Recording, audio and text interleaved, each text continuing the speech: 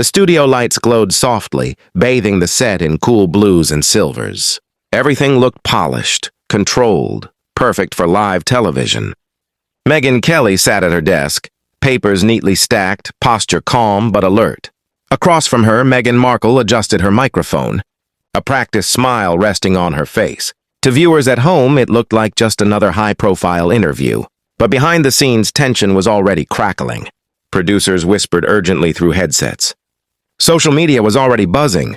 This pairing had been controversial from the moment it was announced. Megyn Kelly, known for her sharp questions and unapologetic tone. Meghan Markle, one of the most polarizing public figures of the decade. The countdown began. 5, 4, 3. The red live sign blinked on. Megyn smiled at the camera. Good evening.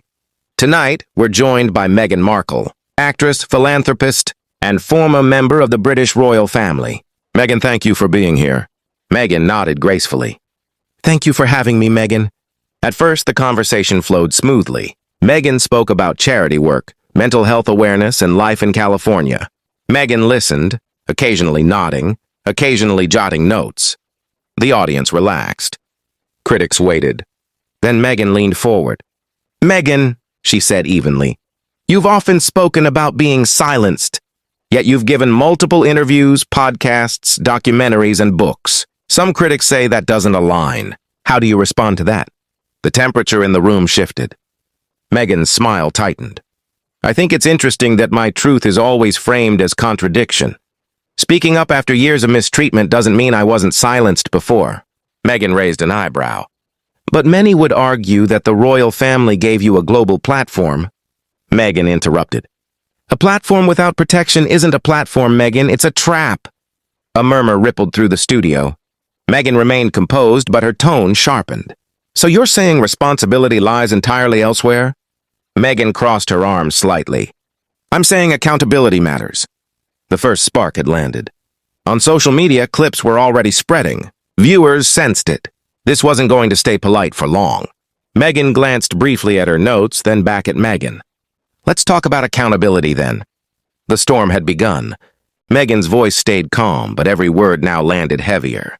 Megyn, multiple claims you've made over the years have been publicly questioned. From timelines to private conversations, some even contradicted by court documents. Do you accept any responsibility for misinformation? The word misinformation hung in the air like smoke. Megyn's expression hardened. I reject the premise of that question. Megyn nodded slowly. That's not an answer. A sharp inhale from Megyn. You're framing this as an attack, not an interview. Megyn leaned back. No, I'm framing it as journalism. The audience gasped softly. Megyn's voice rose.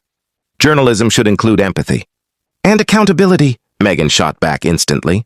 The silence afterward was deafening. Megyn shook her head. This is exactly what women speaking up face. Aggression disguised as objectivity. Megyn didn't flinch. Strong women aren't afraid of strong questions. Applause erupted from part of the audience, quickly hushed by producers. Megyn leaned forward now, eyes flashing. You've built a career criticizing women like me. Megyn's jaw tightened. No, I've built a career criticizing powerful people who avoid scrutiny. The tension was electric. Megyn laughed sharply. Powerful? I walked away from everything. Megyn slid one paper forward. You walked away and signed multi-million-dollar deals immediately after. That's not victimhood. That's leverage. A collective "oh" rippled through the studio. Megyn stood halfway from her chair.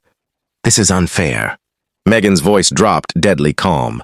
What's unfair is accusing institutions and individuals of cruelty while refusing to acknowledge your own contradictions. Producers waved frantically from off-camera. Megyn pointed a finger.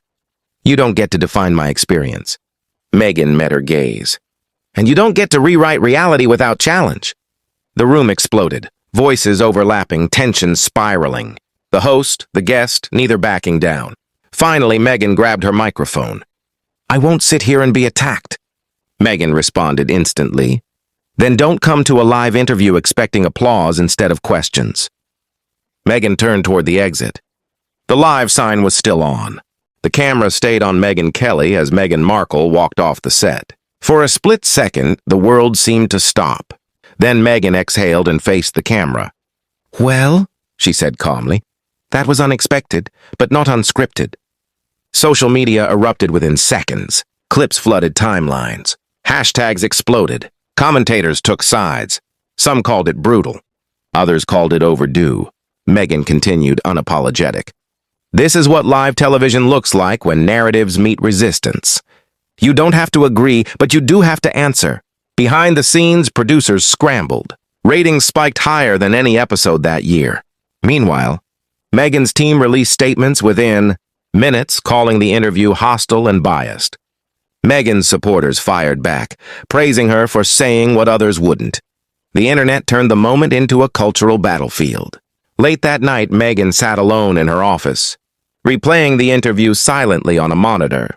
She wasn't smiling. She wasn't celebrating. She was thinking. Across the country, Megyn sat in a darkened car, phone buzzing nonstop. Her expression wasn't anger now, it was calculation. Two powerful women, two clashing narratives. One moment that changed public perception forever. The next morning, headlines read, "Live TV meltdown shakes media world. Interview or ambush?" The moment no one saw coming. But one thing was undeniable. That night, live on television, control shifted, and the audience saw what happens when questions refuse to bow. And the debate? It was only just beginning.